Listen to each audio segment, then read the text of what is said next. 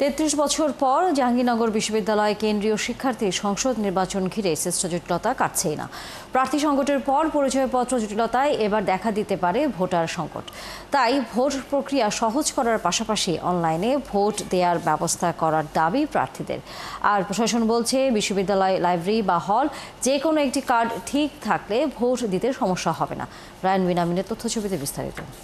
অধিকতর উন্নয়ন প্রকল্পের অধীনে হওয়া বিশ্ববিদ্যালয়ের নতুন ৬টি হলের প্রায় ৫০% শিক্ষার্থী পুরাতন হলগুলো থেকে আসা, যাদের অধিকাংশই নতুন পরিচয়পত্র নেননি। সেশন জটের কারণে আবার কারো কারো পরিচয়পত্রের মেয়াদ শেষ হয়ে গেছে।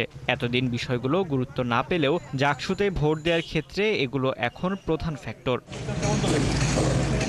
এখন পরিচয়পত্র সংশোধন বা নতুনভাবে করতে গেলে একজন শিক্ষার্থীকে ৩ থেকে ৪ জায়গায় ছোটাছুটি করতে হবে। আইডি কার্ড রিনিউ করা, সেটার জন্য আমার প্রথমে ব্যাংকে যে টাকা দিতে হচ্ছে, পরবর্তীতে হচ্ছে আমার লাইব্রেরিতে যে আবার অ্যাপ্লিকেশন, সেটা ডিপার্টমেন্ট থেকে সাইন করা, এবং সেই সময় খুব সম্ভবত বিশ্ববিদ্যালয় বন্ধ থাকার একটা কথা উঠছে।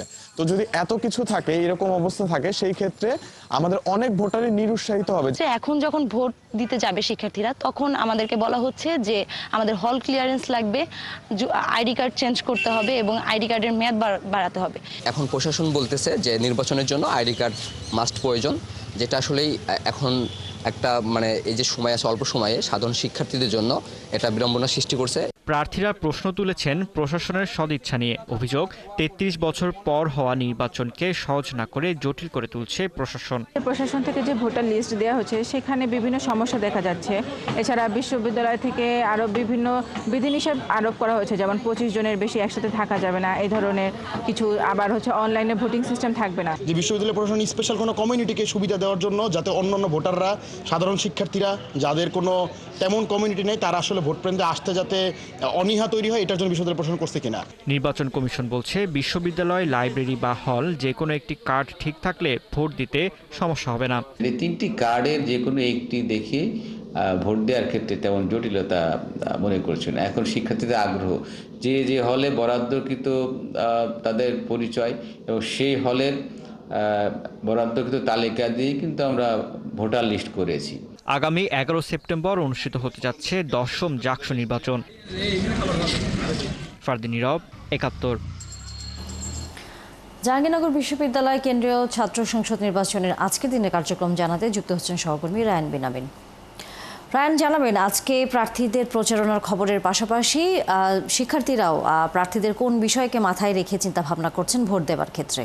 তা নিয়ে আজকে কিন্তু সকাল থেকেই প্রার্থীরা বেরিয়ে গেছেন। সকাল 10টার পর থেকে আমরা দেখতে পাচ্ছি বিশ্ববিদ্যালয়ের বিভিন্ন গুরুত্বপূর্ণ যে পয়েন্ট, বিশেষ করে মুরাদ চত্বর, পুরাতন কলা, তারপর হচ্ছে টারজান পয়েন্ট। যেমন আমি এখন আছি বিশ্ববিদ্যালয়ের টারজান পয়েন্ট এলাকায়, পাশে সমাজবিজ্ঞান অনুষদ আছে।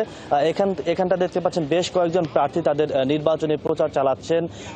এখানে তারা যারা হচ্ছে ভোটার আছেন তাদের কাছে পৌঁছানোর চেষ্টা করছেন, তাদের নির্দিষ্ট যে ব্যালট নাম্বার বলছেন, ভোট দেওয়ার কথা বলছেন। পাশাপাশি শিক্ষার্থীদের কথাও তারা শুনছেন, যারা ভোটার আছেন, যে তাদের আসলে কী ধরনের চাওয়া বা কী ধরনের দাবি দেওয়া, এই বিষয়গুলো তারা শুনছেন এবং বলছেন যে বিশেষ করে রাস্তাঘাট সংস্কার, নারীদের নিরাপত্তা, বিশেষ করে হচ্ছে সাইবার বুলিংয়ের যে বিষয়গুলো আছে, এই বিষয়গুলো নিয়ে তারা গুরুত্ব দিচ্ছেন। পাশাপাশি বিশ্ববিদ্যালয় যে ভোট দেওয়ার যে সিস্টেমটা, এই সিস্টেমটাকে কীভাবে সহজ করা যায়, সেই বিষয়গুলো নিয়েও কিন্তু তারা কথা বলছেন।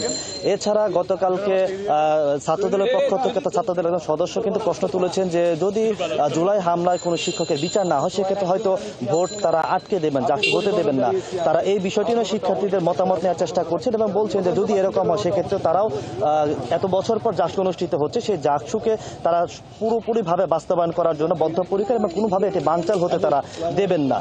এই বিষয়গুলো নিয়ে তারা শিক্ষার্থীদের সাথে কথা বলছেন এবং শিক্ষার্থীদের পুরোপুরিভাবে তারা আশ্বস্ত করার চেষ্টা করছেন যে যদি তারা নির্বাচিত হন, সেক্ষেত্রে তাদের দাবি দাওয়াগুলো সিনেট অর্থাৎ বিশ্ববিদ্যালয়ের সর্বোচ্চ যে পরিষদ, সেখানে তারা তুলে ধরবেন এবং সেই বিষয়গুলো বাস্তবায়নে তারা কাজ করবে। ধন্যবাদ রায়ান বিনামিন যুক্ত হয়ে আমাদেরকে জাকসু নির্বাচনের সর্বশেষ খবর জানানোর জন্য। দর্শক, সহকর্মী রায়ান বিনামিন ছিলেন আমাদের সাথে জাকসু নির্বাচনের খবর নিয়ে।